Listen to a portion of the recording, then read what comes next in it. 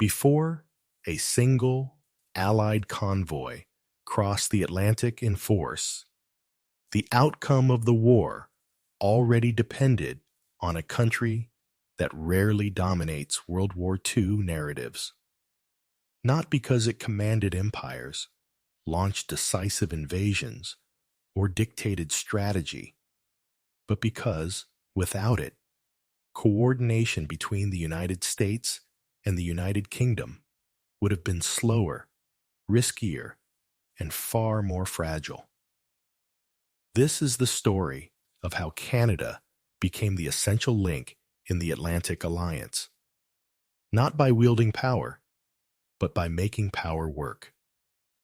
At the outbreak of the Second World War, Canada did not appear, at first glance, to be a decisive actor. It possessed no global empire, no massive standing army, and no independent tradition of great power diplomacy.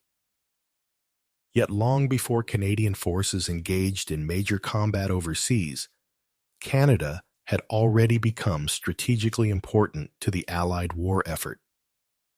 The reason for this importance was not military strength, but structural relevance. Canada mattered because of where it stood, how it was governed, and what it represented within the emerging Atlantic coalition. Geography formed the foundation of this relevance. Canada occupied a position unlike any other Allied state. It sat physically between the industrial heartland of the United States and the embattled British Isles of the United Kingdom, straddling the North Atlantic routes that would soon become the logistical lifeline of the war. This location was not merely convenient, it was structurally indispensable. In a conflict defined by distance, shipping capacity, and secure transit, Canada functioned as a geographic hinge. Without controlling the Atlantic, the Allies could not fight effectively, and without Canada, Atlantic coordination would have been slower, riskier, and far more fragile. However, geography alone does not explain Canada's pre-war importance. Many countries are well placed on maps, but irrelevant in practice. What distinguished Canada was the way its political and institutional position complemented its location. As a self-governing dominion, Canada had achieved effective autonomy by the late 1930s while retaining deep legal, cultural, and administrative ties to Britain. At the same time, its economy and society were increasingly integrated with the United States. This dual orientation placed Canada inside both worlds without being fully subordinate to either. This mattered because coalition warfare depends as much on trust as on resources. Britain needed partners who understood its institutions and strategic anxieties. The United States needed reassurance that cooperation would not entangle it in imperial obligations. Canada satisfied both conditions. It could communicate British needs to American leaders without appearing as a British mouthpiece, and it could engage with British planners without provoking fears of American dominance. In effect, Canada functioned as a politically credible intermediary at a moment when misinterpretation and suspicion could have fractured Allied cooperation. There was also a subtler advantage. Canada lacked the ideological baggage that often accompanies great powers. It posed no threat of post-war dominance, territorial expansion, or economic coercion. This absence of ambition made Canadian involvement unusually low friction. Decisions that might have been contentious if proposed directly by London or Washington were often more palatable when routed through Ottawa. In historical terms, Canada's influence derived less from what it demanded than from what it did not. A mild irony emerges here. Canada's importance rested precisely on its restraint. It was not trying to shape the world order. It was trying to make cooperation work. In a war where coordination failure could be as dangerous as military defeat, that role was quietly vital. By 1939, then, Canada mattered not because it dominated events, but because it was positioned, geographically, politically, and institutionally, to connect actors who desperately needed one another. Structural position created opportunity, but opportunity alone does not produce influence. For Canada to function as a meaningful link between the United States and Britain, it had to be politically credible to both. That credibility was not improvised during wartime. It rested on institutions, habits of governance, and diplomatic behavior developed well before 1939. Canada became trusted not because it was powerful, but because it was predictable, competent, and restrained. A key factor was institutional maturity. By the late interwar period, Canada possessed a stable parliamentary system, a professional civil service, and a political culture that valued procedure over personality. Decision-making was slow by authoritarian standards, but it was transparent and reliable.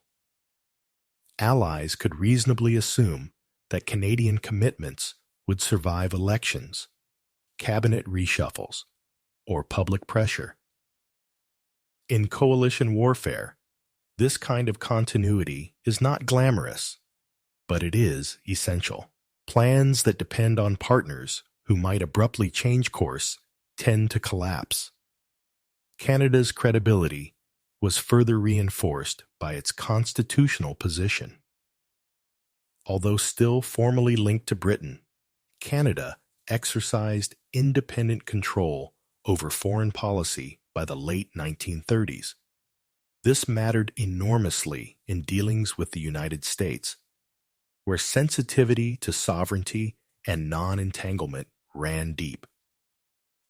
When Canadian officials spoke to American counterparts, they did so as representatives of an autonomous government, not as imperial intermediaries. This helped diffuse American concerns that cooperation with Canada might function as indirect submission to British strategic priorities. At the same time, Canada retained deep familiarity with British administrative norms, strategic assumptions, and political language.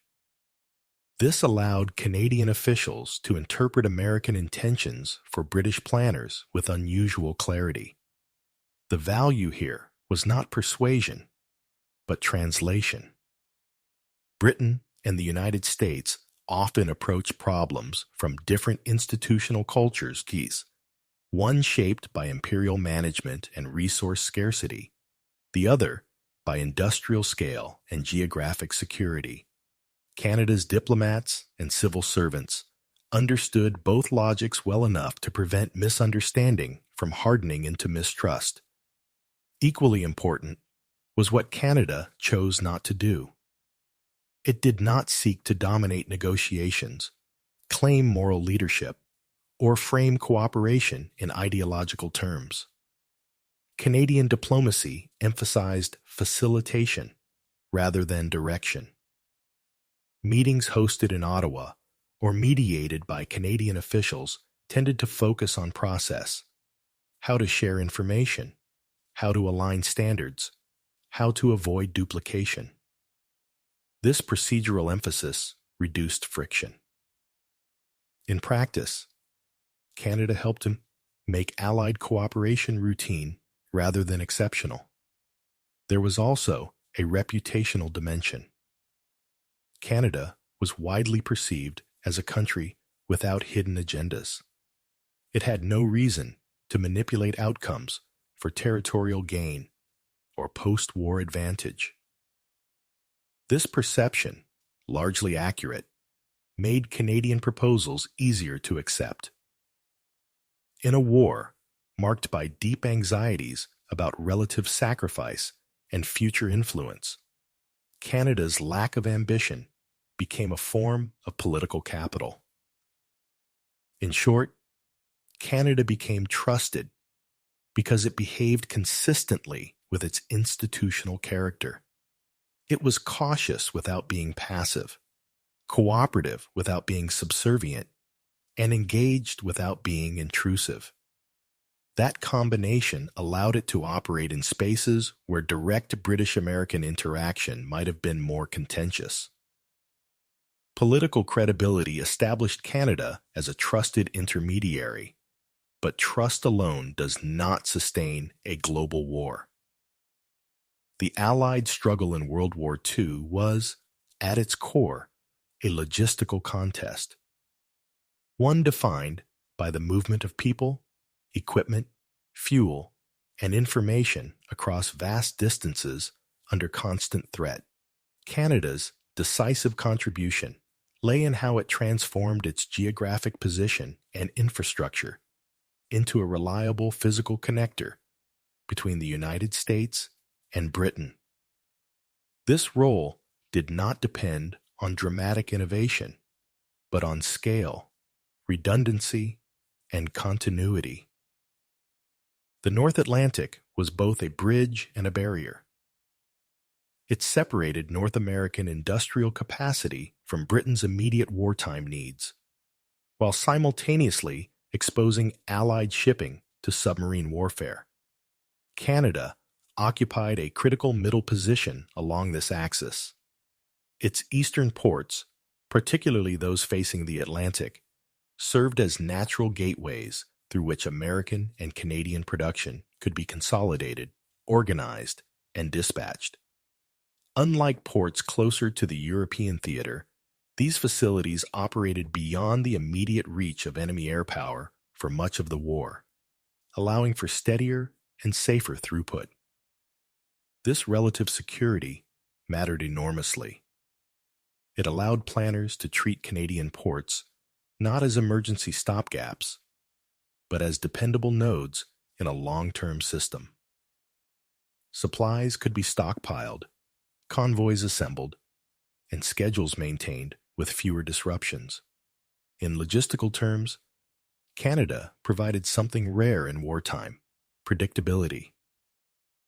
When other routes were compromised by weather, enemy action, or capacity limits, Canadian infrastructure absorbed the strain. Railways formed the second pillar of this connective role. Canada's transcontinental rail network linked western resource zones, central industrial centers, and eastern ports into a single operational system.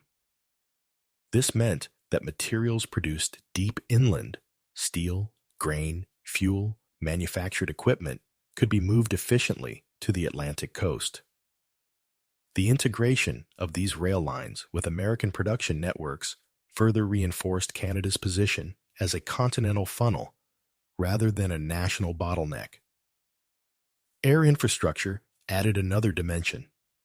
Canada's vast territory and sparse population made it well suited for airfields, training routes, and ferry paths that connected North America to Britain via intermediate stops. These routes reduced risk, extended operational range, and provided alternatives when direct crossings were impractical. Over time, Canada became not merely a transit zone, but an organizing space where air operations could be coordinated across national boundaries. What distinguished Canada's logistical role was not that it replaced British or American capacity, but that it connected and stabilized both. The United States brought industrial scale. Britain brought strategic urgency and experience. Canada provided the connective tissue that allowed these strengths to function together. In doing so, it reduced duplication, minimized delays, and helped standardize procedures across the alliance. There is a quiet irony here. Canada did not win logistical battles in the conventional sense. There were no decisive Canadian supply offensives, no singular moments of triumph. Instead, Canada ensured that the Allied system did not fail under pressure. Its contribution was cumulative and largely invisible, noticeable mainly in its absence, which, crucially, never occurred. By the middle years of the war, Allied planners increasingly treated Canadian routes, ports, and facilities as baseline assumptions rather than contingencies. That shift, from optional to essential, marks the true measure of Canada's logistical significance. Logistics cannot function without production, and production at wartime scale often destabilizes societies. Inflation, labor conflict, political polarization, and administrative overload have undermined many otherwise capable states during prolonged conflicts. Canada's experience during the Second World War was notably different. Its industrial mobilization expanded rapidly and deeply, yet avoided the levels of internal disruption seen elsewhere. Understanding why this occurred is essential to explaining how Canada sustained its role as a connective power throughout the war. One explanation lies in the nature of Canadian state capacity. By the late 1930s, Canada possessed a regulatory apparatus capable of coordinating economic activity without dismantling market mechanisms.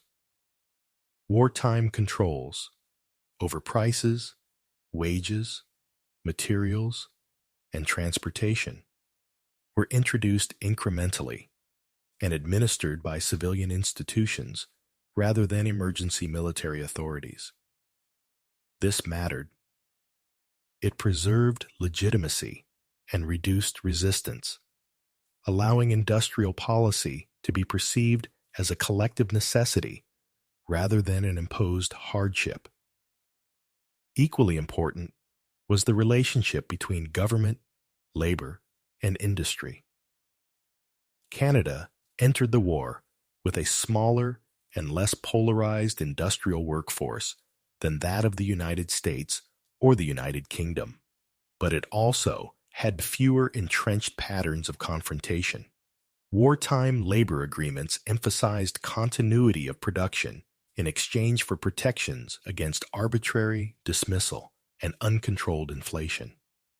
Strikes were not eliminated, but they were contained. The result was not harmony, but functional cooperation, sufficient to keep output rising without paralyzing conflict. Canada's industrial expansion also benefited from strategic selectivity. Rather than attempting to replicate the full spectrum of American mass production or British specialization, Canada focused on areas where it could add value within the Allied system.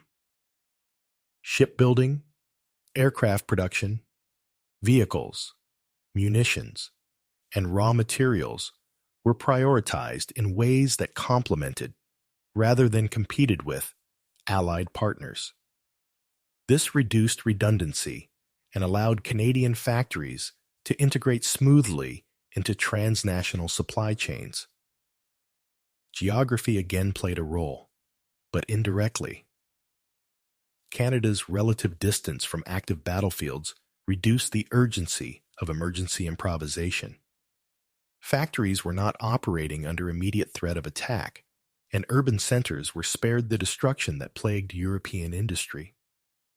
This stability enabled long-term planning and investment.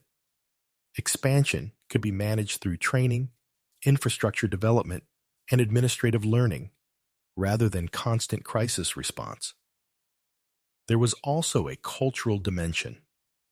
Canadian political discourse during the war framed industrial mobilization less as a heroic national crusade and more as a practical obligation. This understated approach lowered expectations of spectacle and sacrifice, replacing them with norms of reliability and endurance. In a dry but revealing sense, Canada did not ask its population to transform overnight. It asked them to adapt steadily. That request proved easier to sustain. The cumulative effect was an industrial system that scaled up without tearing itself apart. Output increased dramatically, yet basic social cohesion remained intact. Inflation was controlled, public trust largely maintained, and administrative capacity expanded rather than collapsed under pressure. This stability allowed Canada to remain a dependable supplier and organizer throughout the conflict, reinforcing its value as an intermediary within the Allied system. By the middle years of the war, Canada possessed three assets that rarely coexist in a single state: political trust, logistical reliability, and industrial capacity. Yet none of these automatically translated into strategic influence. Strategy in coalition warfare is shaped not only by resources, but by authority. And Canada did not command the forces or policies of its larger allies. Its distinctive contribution lay elsewhere. Canada enabled Allied strategy by managing process, reducing friction, and sustaining coordination without attempting to control outcomes. Coalition warfare generates structural tension. The United States brought unmatched industrial scale and operational speed. The United Kingdom brought experience, global commitments, and a preference for measured allocation of scarce resources. These differences were not merely strategic, they were institutional and cultural. Left unmanaged, they could easily have produced duplication, rivalry, or delay. Canada's role was to absorb and soften these tensions before they hardened into obstacles. One way this occurred was through hosting and facilitating coordination forums. Canada provided physical and administrative spaces where Allied planners could meet, exchange information, and align procedures without the symbolic weight that meetings in Washington or London might carry. These settings encourage practical discussion rather than positional bargaining. The focus was rarely on deciding what strategy should be, but on how agreed objectives could be implemented efficiently. Standardization was another area of quiet influence. Differences in equipment specifications, training regimes, and logistical documentation can paralyze multinational operations. Canadian agencies invested considerable effort in harmonizing standards, often by adapting American production norms to British requirements, or vice versa. This work was technical, bureaucratic, and largely invisible, but its impact was substantial. Every standardized component or procedure reduced delay and error across the Allied system. Canada also played a critical role in information flow. Because it maintained close working relationships with both allies, it often served as an early warning system for emerging misunderstandings. Canadian officials could flag concerns, clarify intentions, or suggest procedural adjustments before disputes escalated. Importantly, this was done without public pressure or rhetorical escalation. Influence operated through anticipation rather than confrontation. What Canada consistently avoided was strategic overreach. It did not attempt to arbitrate grand decisions about theaters of war or force allocation. Nor did it seek symbolic leadership roles that might have provoked resistance. This restraint was not a sign of weakness, but of institutional self-awareness. Canada's effectiveness depended on remaining a trusted facilitator. Asserting command would have undermined that trust. There is a revealing asymmetry here. Canada influenced how strategy functioned without shaping what strategy was chosen. Yet in a war of this scale, the difference mattered less than it might appear.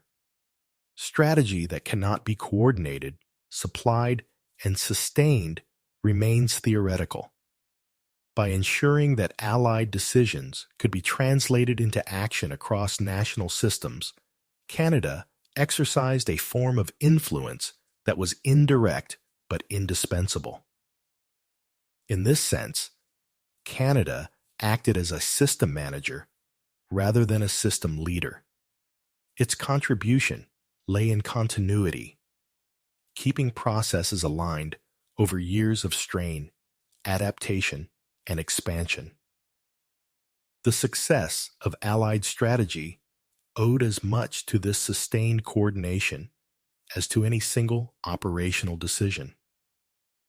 When the Second World War ended, Canada did not emerge as a great power in the traditional sense. It did not dominate territories, dictate peace terms, or command global military blocs. Yet its international position had changed fundamentally. Canada was no longer perceived merely as a peripheral dominion or a junior partner. Instead, it was increasingly recognized as a middle power, a state whose influence derived from reliability, institutional competence, and the ability to sustain international systems. This transformation was not accidental. It was the cumulative result of Canada's wartime role as a connector between the United States and the United Kingdom. The key to this shift lies in reputation rather than raw capability.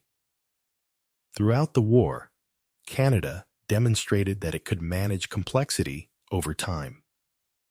It coordinated logistics across continents, scaled industrial production without internal collapse, and facilitated strategic cooperation without provoking rivalry. These were not spectacular achievements, but they were durable ones.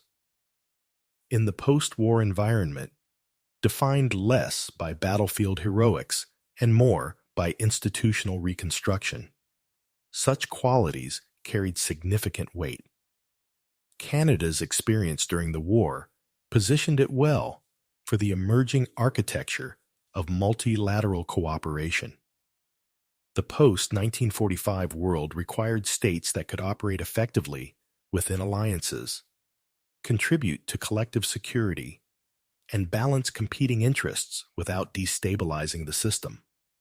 Canada had already done this under wartime conditions. Its transition into peacetime institutions therefore appeared natural, rather than aspirational. Other states did not need to be persuaded of Canada's usefulness. They had already relied on it. Importantly, Canada's influence after the war did not rest on claims of moral authority or exceptional sacrifice. It rested on procedural credibility.